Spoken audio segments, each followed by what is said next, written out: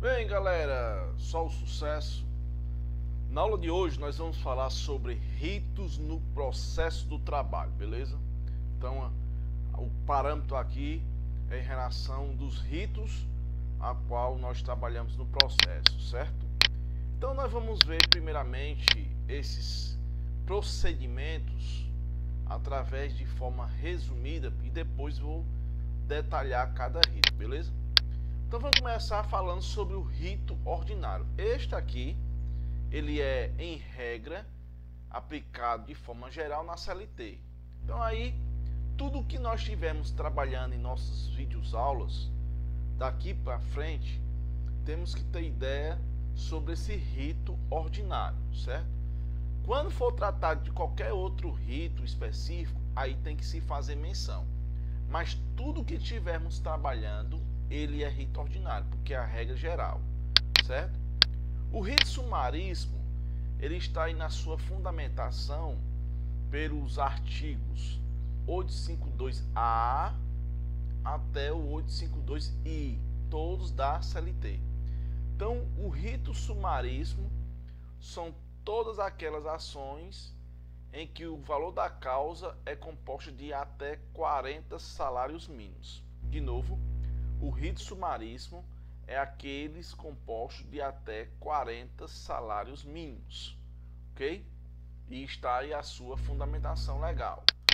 Já o rito sumário, ele está previsto aí pela Lei 5584/70, que trata justamente que no rito sumaríssimo são todas aquelas ações de até 2 salários mínimos, certo? Por isso que ele fala de cílio de alçada, pela questão até do valor da causa. E nós temos o chamado também ritos especiais, que são aquelas ações que são importadas, no processo civil, e bem como o inquérito para processo de falta grave. Aí você pergunta, quais são essas ações importadas do processo civil? Nós podemos utilizar como exemplo a ação de consignação e pagamento. A ação de consignação e pagamento não está no rol da CLT, não está conforme a CLT, mas é se aplicar de forma subsidiar através do artigo 769 da CLT, que diz que nos casos omissos da CLT aplica-se de forma subsidiar o que? O CPC. E nos ritos especiais nós aplicamos o processo civil nas ações que não estão enquadradas na CLT, por isso elas são importadas. Bem como aplicamos o inquérito para apuração de falta grave como um rito especial, e este inquérito está incluso sim na CLT, beleza? Então nos ritos especiais, um exemplo clássico é a ação de consignação em pagamento, que nós utilizamos conforme o nosso CPC. Então agora eu vou trazer cada um desses ritos, certo? Vou colocar primeiro o rito sumaríssimo, depois o rito sumário e depois o rito ordinário, certo? E os ritos especiais eu vou falar em outros momentos, ou seja, que eu vou gravar outros vídeo aula, para que estejamos trabalhando somente os ritos especiais, ok? Então vamos primeiramente falar do rito sumaríssimo. Eu quero que vocês aqui tenham uma certa preocupação e um cuidado, principalmente aí o aluno que está aí querendo conquistar através do seu labor, dos seus estudos, a carteira da OAB. E o rito sumaríssimo é um rito em que se coloca muito em questão de prova da OAB e também se aplica em concurso. E aqui nós vamos trabalhar nos mínimos detalhes aquilo que eu vejo mais importante, pelo qual você tem que sair sabendo sobre o rito sumaríssimo, certo? Então, primeira coisa, nós vimos há pouco que o rito sumaríssimo são todas aquelas ações de até 40 salários mínimos na data de seu ajuizamento. Por que na data de seu ajuizamento? Porque nós sabemos que o salário mínimo, ele tem sempre o seu aumento no início de cada ano. Então vamos imaginar que você está em dezembro de 2020 e protocola uma ação. Ao protocolar, você vai ter que utilizar o salário mínimo, conforme atualmente, de R$ 1.045. Então você tem R$ 1.045 vezes 40, que é o teto máximo para o rito sumaríssimo.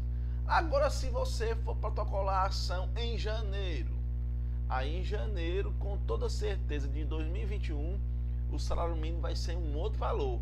Então, se for de R$ 1.100, então você vai ter que aplicar o valor de R$ 1.100 vezes 40, que é o teto máximo para estar no rito sumaríssimo. Por isso que o legislador teve esse cuidado de dizer que há ações de até 40 salários mínimos na data do seu ajuizamento. Por que na data do seu ajuizamento? Porque temos que utilizar o salário mínimo vigente, ok? Do país. Então, um outro aspecto também é que estão excluídas do procedimento sumaríssimo a administração pública direta, autárquica e fundacional. Cuidado com isso. Não quer dizer que a administração pública não possa vir fazer parte no rito sumaríssimo de qualquer demanda. Não é isso que ele está dizendo. Ele está falando aqui, o legislador, no aspecto de você mover uma ação em prol da administração pública direta, autárquica e fundacional de forma direta. Como assim? Vamos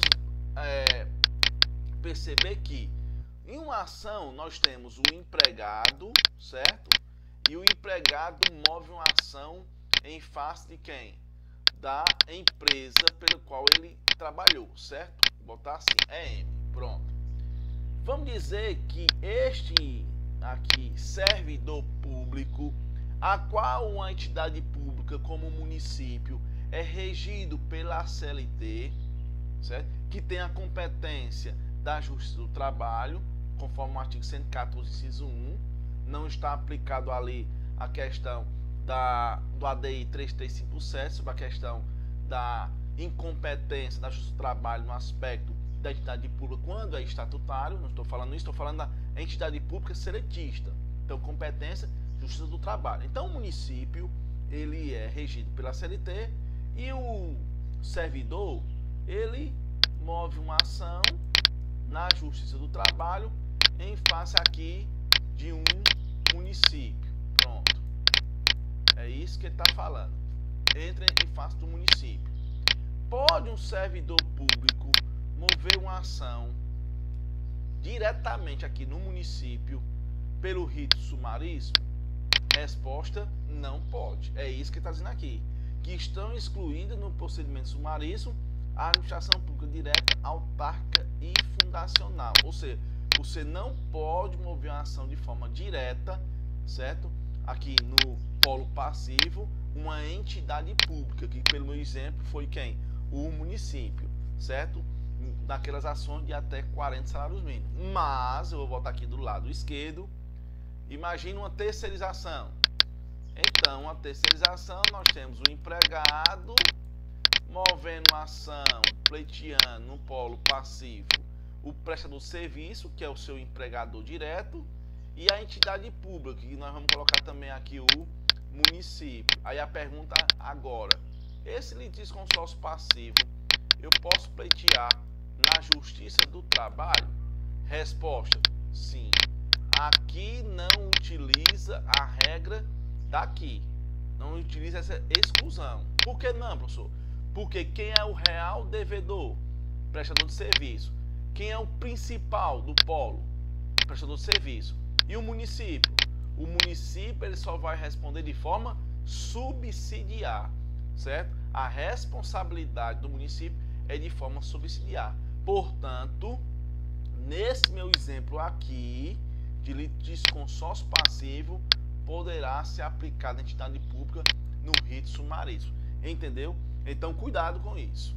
Se o que o legislador está dizendo é que estão excluídos ou excluídas no procedimento a administração pública direta quando eu estou movendo uma ação em face do contratado, do servidor público, em face diretamente do município ou da entidade pública, União, Estado, Distrito Federal ou município, não é isso?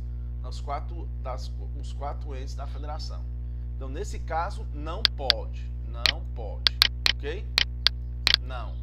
Mas se for uma terceirização, por exemplo, em que há um empregado movendo uma ação em face do prestador de serviço que descumpriu com as obrigações do contrato, e no polo passivo ainda do município, quando há uma responsabilidade subsidiária. Nessa quesita aqui pode. Por quê? Porque o município é o acessório e o prestador de serviço ele é o principal. Então o acessório segue o principal. Por conta do acessório seguir o principal, aqui sim é possível na JT se ter o ajuizamento na Justiça do Trabalho pelo rito que sumaríssimo, beleza? Então não confunda isso, pois é muito importante você saber disso. E a fundamentação, como eu falei há pouco, está aí nos artigos 852A ao 852I, todos da CLT. Ok. Passando aqui, eu trouxe dois questionamentos ou duas perguntas para vocês. Primeiro é que fala da Lei 9099/95, que é a Lei dos Juizados Especiais Cíveis e Criminais, não é isso?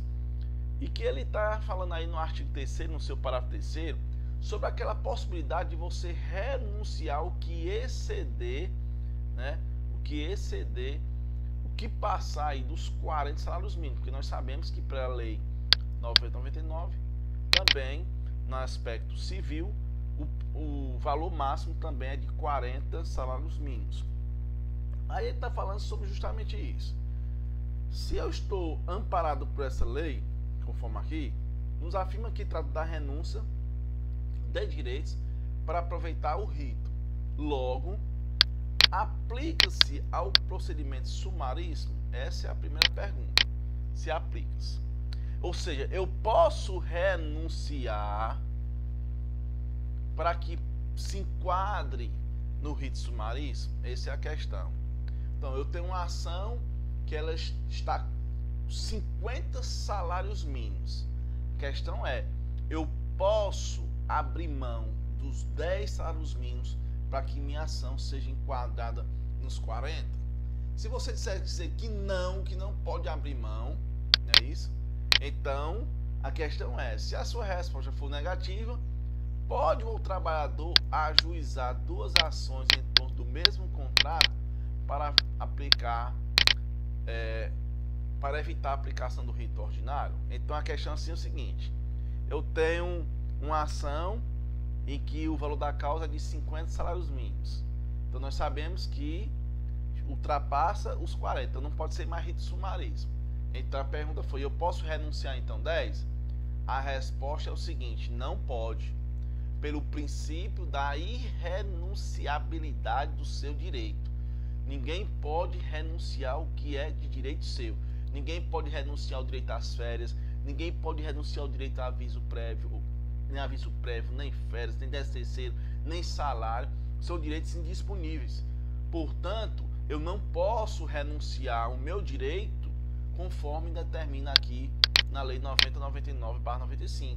Porque aqui nós estamos tratando na ação trabalhista ou na esfera trabalhista de direitos o quê? Disponíveis. São caráter de subsistência, alimentação. Então a minha segunda pergunta é, se você respondeu que não pode, você acertou. Então você pode, para não renunciar ao seu direito, ajuizar duas ações em torno desse mesmo contrato para evitar a aplicação do rito ordinário, ou seja, para não ir para o rito ordinário. Aí você responde C, depende. Depende de quê? Depende que você na primeira ação, você atribuiu somente alguns direitos e na segunda ação completou o direito. Ou seja, você está movendo duas ações pedindo direitos diferentes, ou seja, diversos. Aí nesse caso pode. É por isso que depende, né? Depende. Mas o certo mesmo na prática é que você só entre com uma ação e que vá logo para o rito ordinário. Então a resposta, se eu posso ajuizar duas ações do mesmo contrato, resposta pode, desde que nesta ação aqui, na primeira ação, você coloca alguns direitos. Por exemplo, nessa ação aqui você só vai colocar direitos como férias, 13º, FGTS, 40% do FGTS, liberação das guias do FGTS. Pronto, eu coloquei isso aqui. Então foi minha ação, foi os meus direitos, são minhas verbas contratuais e as minhas verbas rescisórias. E nessa segunda ação, eu vou só tratar no aspecto de prova pericial. Por exemplo, uma insalubridade ou uma periculosidade. Então, nessa segunda ação, eu vou tratar só sobre questão de perícia, prova pericial. Então, essa é a questão que eu posso dividir a minha ação para não ir para o rito ordinário, se assim você quiser. Então, uma ação, você entra com um pedido, como regra aí, as verbas contratuais e as rescisórias, que não foram pagas pelo empregador. E na segunda, você entra claramente aí pedindo somente uma prova pericial, beleza? Então, espero ter respondido aí a vocês. Caso tenha alguma dúvida, coloque lá nos comentários que eu terei o prazer de responder caso alguém tenha alguma dúvida, ok? Então, continuando sobre o rito sumaríssimo.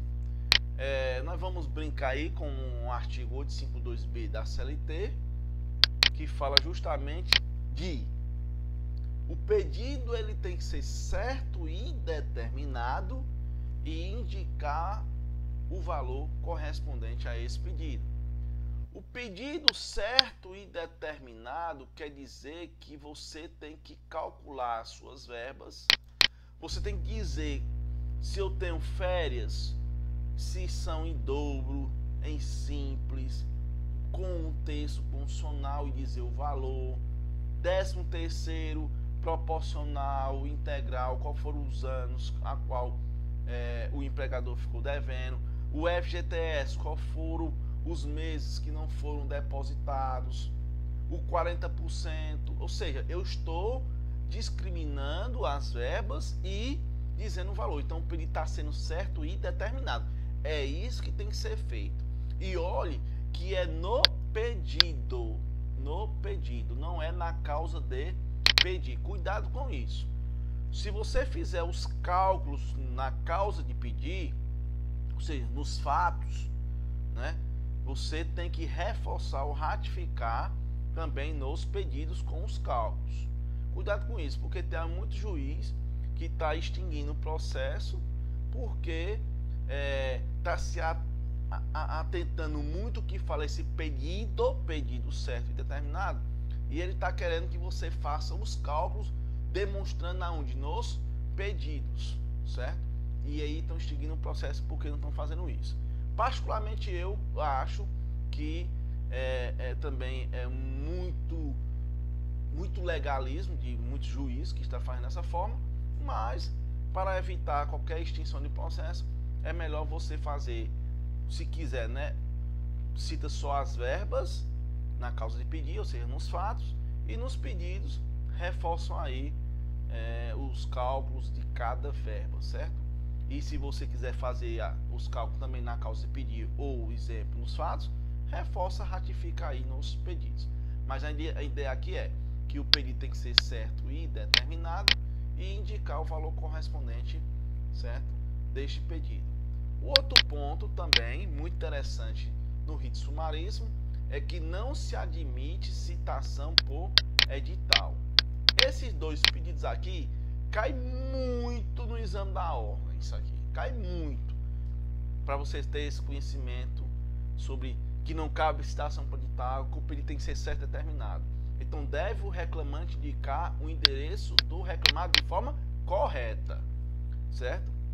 Então se você não souber o endereço, aí está morto. Você não pode entrar com rito sumaríssimo. Por que não, professor? Que aí é onde eu vou entrar numa atenção ou cuidado. Então, ou seja, atenção agora ao que eu vou dizer, certo? No parágrafo 1º do artigo 852B da CLT, nos diz que a não observância dos requisitos acima, quais são? Pedido certo determinado, ou seja, ou o endereço incorreto, você não botou o endereço correto, não foi encontrado lá a empresa por o endereço que você colocou. Então, se você não observar esses dois incisos, inciso 1 e inciso 2, que está no artigo 852 da CLT, vai importar em que? No arquivamento do processo. Primeira coisa, primeira observação, por que que ele fala arquivamento? Porque o processo não vai ter emenda a inicial. Então a pergunta é, eu posso fazer emenda inicial no rito sumaríssimo? Resposta, não pode. Por que eu não posso emendar? Porque o pedido tem que ser certo e determinado. É por isso. E bem como eu não posso emendar inicial para colocar o endereço correto. Porque está dizendo que eu tenho que indicar de forma correta esse endereço. Se você errou, o processo vai ser arquivado. Por que eu estou chamando a atenção de arquivamento? Porque na prática os juízes colocam a questão de não ser feita a ação com pedido certo determinado, ou você não indicou o endereço correto do reclamado, e como não cabe citação para edital, aí acontece do juiz extinguir o processo sem resolução de mérito.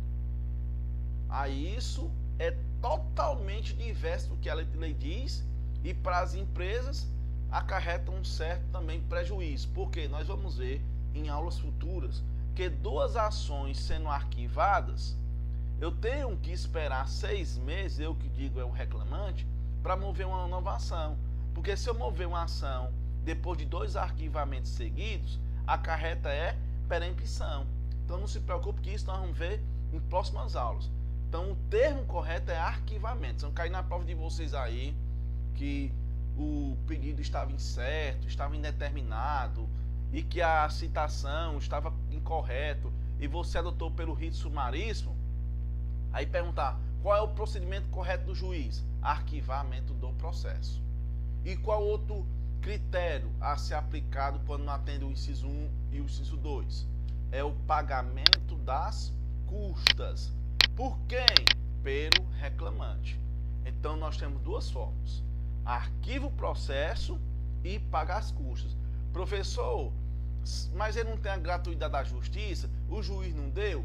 Ah, mas o juiz condenou. Porque a letra de lei aqui diz, no seu parágrafo 1º, que quando existir o não cumprimento do inciso 1 nem do inciso 2, vai arquivar e pagamento das custas. Ou seja, houve a condenação, salvo a gratuidade da justiça. Então, se o juiz der a gratuidade da justiça, aí o reclamante não paga as custas. Mas ele foi condenado a pagar as custas de 2% do valor da causa, certo? Quando se arquiva o processo, o valor da causa é que importa para a margem de pagamento de custo, 2% em cima do valor da causa, ok? Então não esqueçam disso, jamais, por isso que eu botei essa atenção.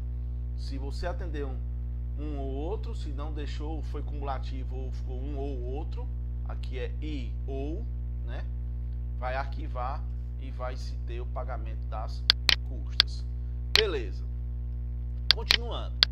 O prazo, conforme o artigo 5.2b da CLT, o prazo máximo que se tem aí do ajuizamento até o final do processo é de 15 dias de apreciação. É lógico que o rito sumaríssimo está falando aqui de 15 dias por ser um caráter célere, rápido. Isso é o que a letra de lei diz, né, que está no inciso 3º do artigo 852b. Mas praticamente isso está em desuso, porque na prática, pela enxurrada de processos que ainda existe em aspecto trabalhista, esses 15 dias para apreciação sempre está extrapolado. Mas se cair numa questão de prova aí, perguntando qual é o prazo máximo para que haja solução no rito sumaríssimo de uma reclamação trabalhista, é um prazo de 15 dias, beleza?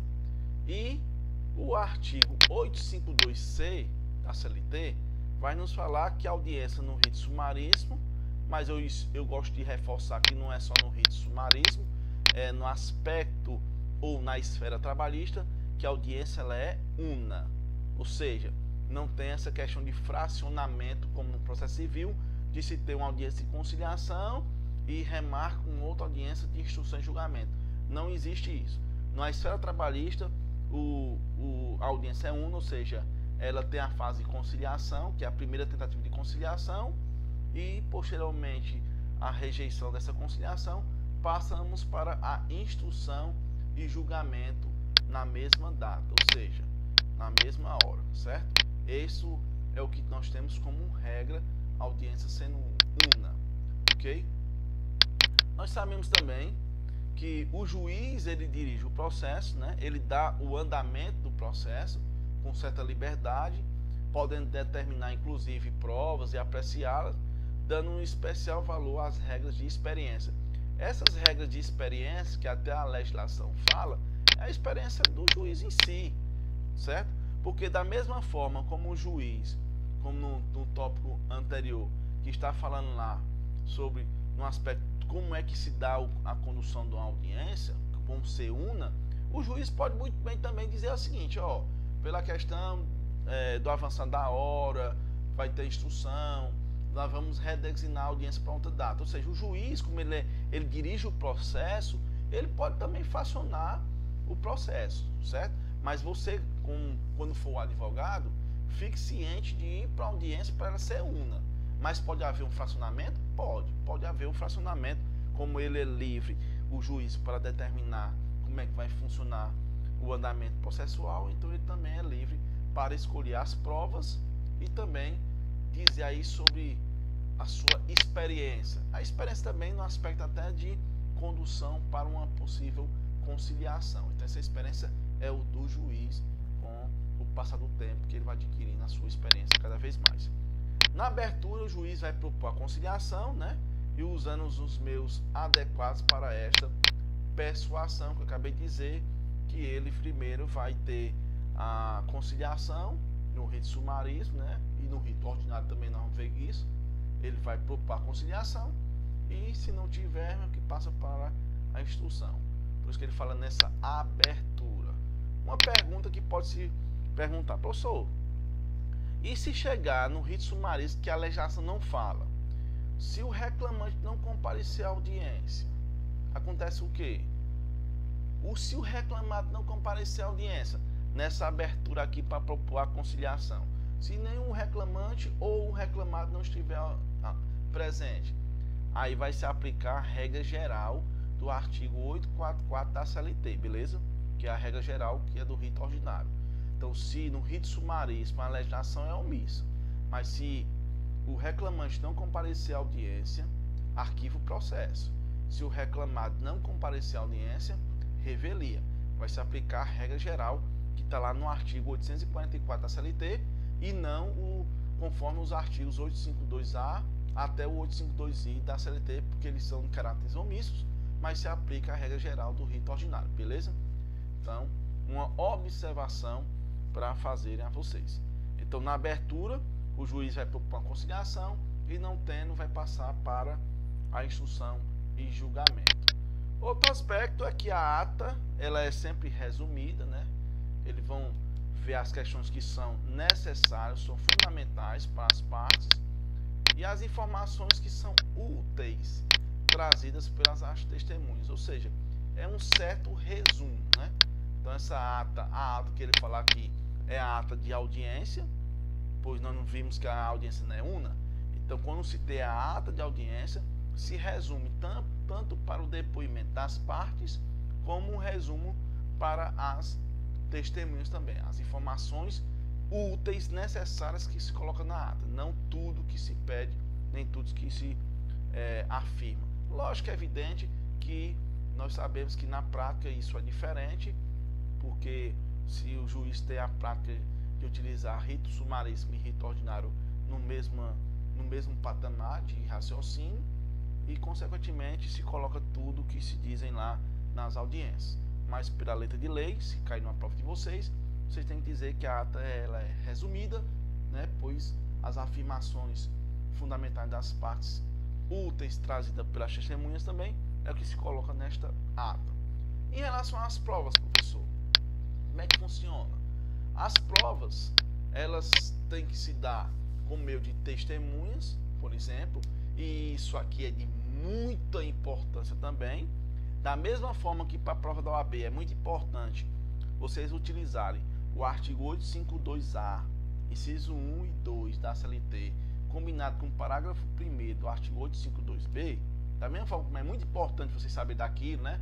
que se não atender o inciso 1 e o 2 do artigo 852b, acarreta arquivamento do processo e o pagamento das custas, da mesma forma, você tem que saber que as testemunhas são limitadas para 2 para cada parte. 2.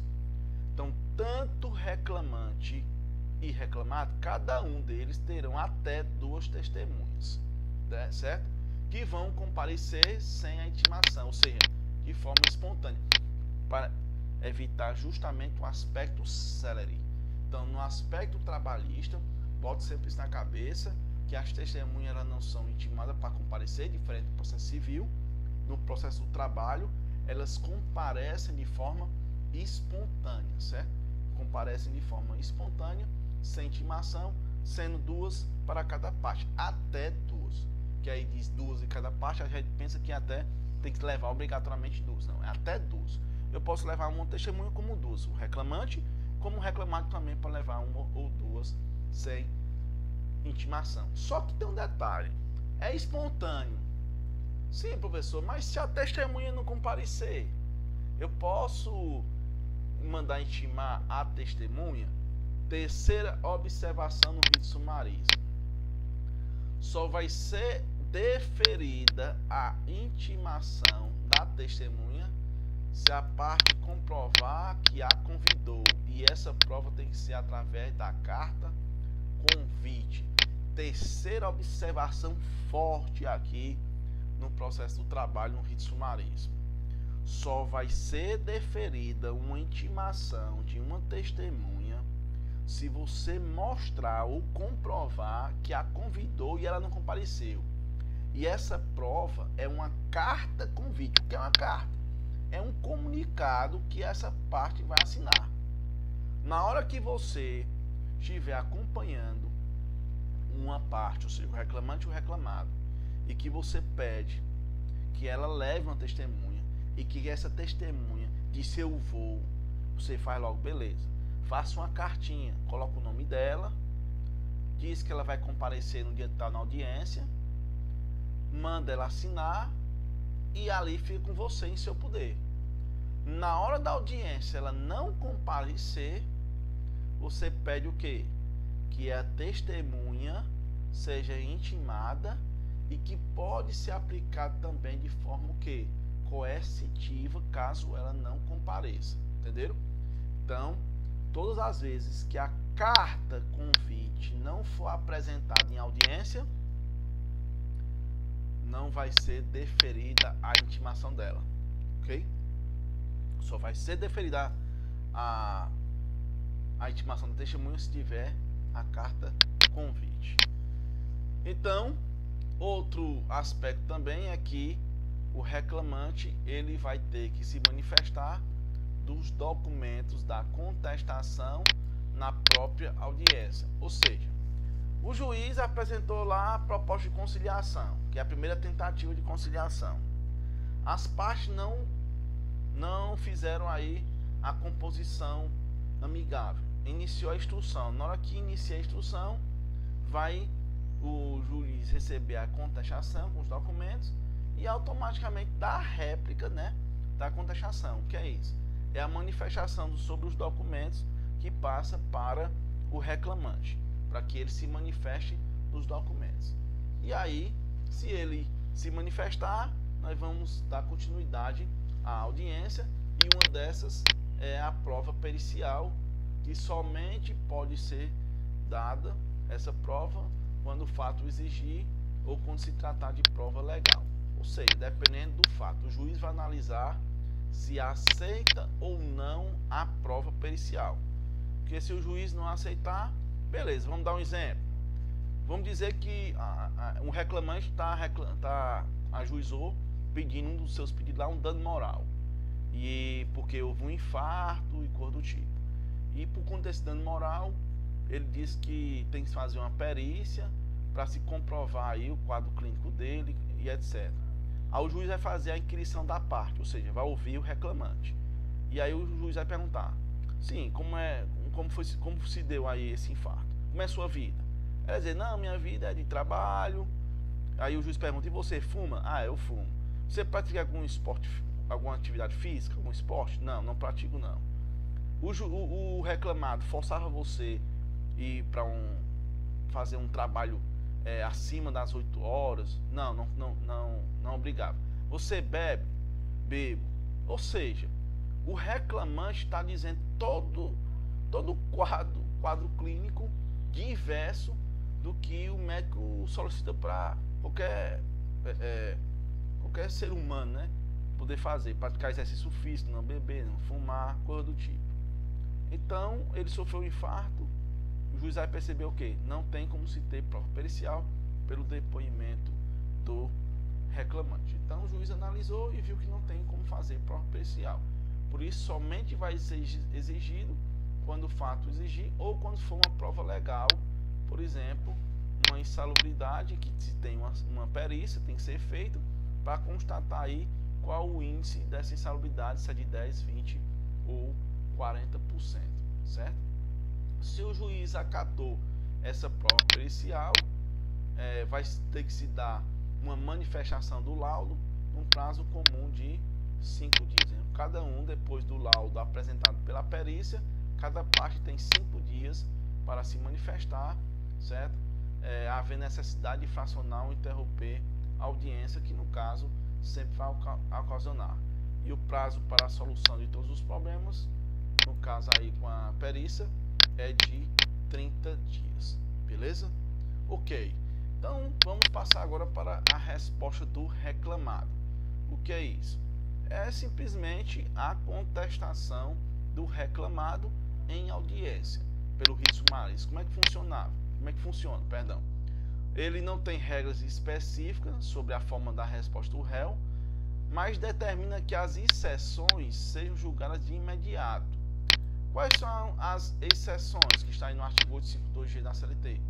Pode ser aquelas exceções da incompetência relativa, por exemplo, que o reclamante diz que trabalhava em uma localidade, né, o qual foi prestava serviço em uma localidade e foi contratado em outro, e a questão que está no artigo 651, parágrafo 3º da CLT.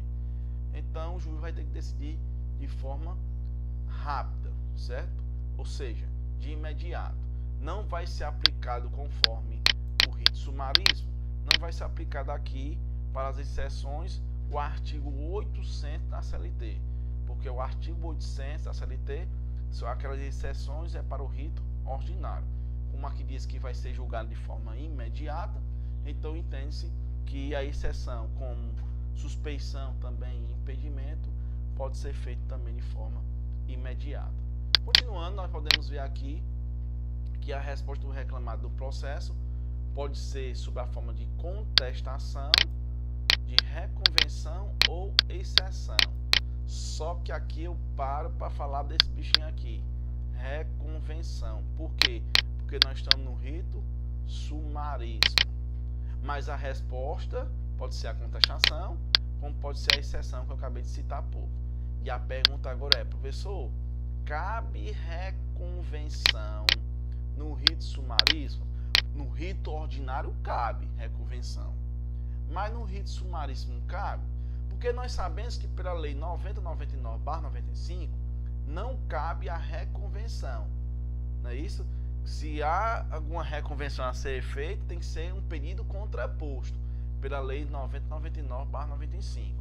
E na esfera trabalhista cabe a reconvenção? Aí nós temos aqui 3 correntes de pensamentos a qual nós vamos brincar agora. Vamos lá. Primeira corrente diz que cabe a reconvenção, mas o valor da reconvenção não pode exceder a 40 salários mínimos. Então a primeira ideia. Cabe, mas não pode exceder a 40. Ou seja, o que não pode exceder? A reconvenção. A reconvenção é incompatível, conforme o artigo 31, porque nesse caso o réu deve formular o pedido contraposto, que eu acabei de citar, limitado também a 40 salários mínimos, e o pedido tem que ser fundamentado no fato que suporta a inicial. Ou seja, conforme o parágrafo 2º, a reconvenção ela é incompatível, porque está nos termos do artigo 31 da lei 9099/95, que é a lei do juizado especial. E a terceira corrente e eis que há somente um pedido contraposto que pode ser formulado em uma ação dúplice, ou seja, tu vai ter que mover uma ação só para o pedido contraposto. Então somos essas três correntes aqui que nós temos. Aí você pergunta, professor, e qual é a que nós vamos adotar? Para o exame da ordem, a regra é que não cabe reconvenção. Pronto, em exame da ordem a resposta é essa, não cabe. Mas na prática, se você perguntar como seria na prática, aí depende do tribunal, qual o entendimento do seu tribunal. Cada tribunal ele pode ter um entendimento divergente ou diferente, certo? E aí você aí tem que descobrir o que é que entende o seu tribunal. Eu particularmente vejo que não cabe de forma alguma a reconvenção, a não ser que eu perceba aí no caso de um recurso em revista, coisa do tipo, se tiver alguma contrariedade, como se diz aí nos recursos do rito sumaríssimo, contrariedade à Constituição Federal, ou coisa do tipo, ou súmulas do TST, por exemplo. Pois bem, e agora nós vamos entrar aqui para o rito ordinário. No rito ordinário, a regra geral está na CLT, certo? E todas as ações do rito ordinário são superiores a 40 salários mínimos. Enquanto o rito sumaríssimo é até 40 salários mínimos, no rito ordinário são as ações superiores a 40. A fundamentação legal está aí nos artigos 763 até o artigo 852 da CLT, que fala em regra aí sobre o rito ordinário. Alguns aspectos também que vocês têm que saber é que suspende o processo nessas exceções de suspeição, impedimento e da incompetência territorial, nos termos do artigo 799 da CLT. Então suspende o processo quando se alega essas exceções. Não há prazo para a solução do dissídio, diferente do rito sumaríssimo, que são de 15 dias. No rito ordinário não tem prazo para solucionar esse dissídio. E também, diferentemente do rito sumaríssimo, que lá são 2 testemunhas, no rito ordinário são de até 3 testemunhas para cada parte, e as testemunhas podem ser intimadas sem a necessidade da carta convite, como está no rito sumaríssimo. Então, diferentemente do rito sumaríssimo, é que no rito sumaríssimo nós temos 2 testemunhas, no rito ordinário nós temos 3 testemunhas. No rito sumaríssimo só pode ter a intimação da testemunha se tiver a carta convite. Já no rito ordinário não precisa da carta convite para serem intimadas. Outra diferenciação do rito ordinário para o rito sumaríssimo é que aqui admite-se a citação por edital, coisa que não se aplica à citação por edital no rito sumaríssimo. Beleza? Então, algumas particularidades do rito ordinário. Outra particularidade é que há uma possibilidade de emenda à inicial, é a regra geral, né? Mas tem as exceções. Quais são as exceções? Eu posso citar aqui pelo menos uma. É quando a legislação, conforme a reforma trabalhista, diz que eu só posso emendar a inicial, isso é o que diz a CLT, eu só posso emendar a inicial antes do recebimento da notificação, né, do reclamado, ou seja, antes do reclamado ser citado, aí eu posso emendar a inicial. Essa é a primeira hipótese. Já em aspecto jurisprudencial e prática, é o que ocorre na prática como em jurisprudência. A emenda pode ser feita também antes do recebimento da contestação em audiência, ou seja, a parte juntou, anexou a contestação no PJE, no processo judicial eletrônico, a parte já apresentou a contestação e está sob sigilo, que hoje se coloca em sigilo a contestação, para ninguém ter conhecimento, esse ninguém é o reclamante, e consequentemente não teve aí verificou-se que houve alguma irregularidade na inicial e o reclamante pede para emendar a inicial. Então, como o juiz não recebeu a contestação ainda, aí há uma possibilidade de emendar a inicial. Agora, se o juiz receber a contestação, ou seja, já vamos iniciar a fase de instrução e o reclamante pede para emendar a inicial, aí se isso acontecer, tem que ter a anuência do reclamado para acarretar a emenda inicial, porque na hora que há a emenda inicial, o reclamado vai fazer o quê? Vai apresentar uma nova contestação sobre a emenda inicial, beleza? Então a possibilidade da emenda inicial é possível, mas tem as exceções que eu acabei de citar, ok? Em todos os casos, o pedido tem que ser certo e determinado. Isso é conforme a reforma trabalhista, que alterou o artigo 840 da CLT, que agora tem que se determinar e liquidar os pedidos também no rito ordinário e terá que atribuir também o valor da causa, o que não se tinha antes da reforma trabalhista. E isso está no artigo 840 da CLT. Admite também todos os procedimentos e cumulação dos pedidos ou de partes, certo? Então, ou seja, aqui eu posso ter mais de um pedido, bem como posso ter litisconsórcio também na minha ação. Já no rito sumaríssimo, esse aqui é mais breve, porque ele é mais aplicado para as ações de até 2 salários mínimos, bem como temos como regra dele um impulso oficial, ou seja, na hora que você o ajuiza um rito sumaríssimo, aí pode-se dar continuidade dos andamentos processuais. Aí você pode perguntar, professor, quando é que ocorre aí o rito sumaríssimo na esfera trabalhista? Assim, o que se utiliza mais na prática são as chamadas ações declaratórias, ou seja, é para reconhecer um direito que inclusive está sem que direitos trabalhistas estariam prescritos. Então, as ações declaratórias elas são imprescritíveis, como a anotação na carteira de trabalho, como dar baixa na CTPS. É nessa natureza que se utiliza mais o rito sumário. Por exemplo, você começou a trabalhar numa empresa em 1990.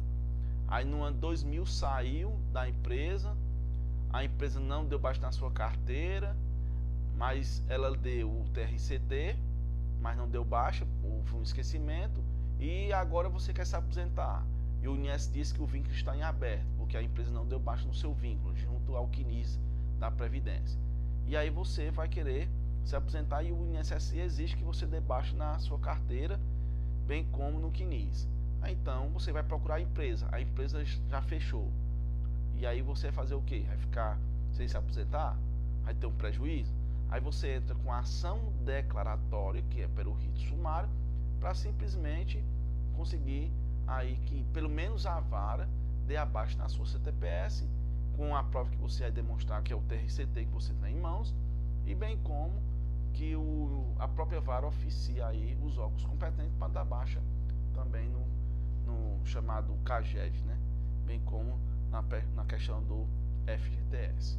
Então é o que se utiliza mais para o rito sumário.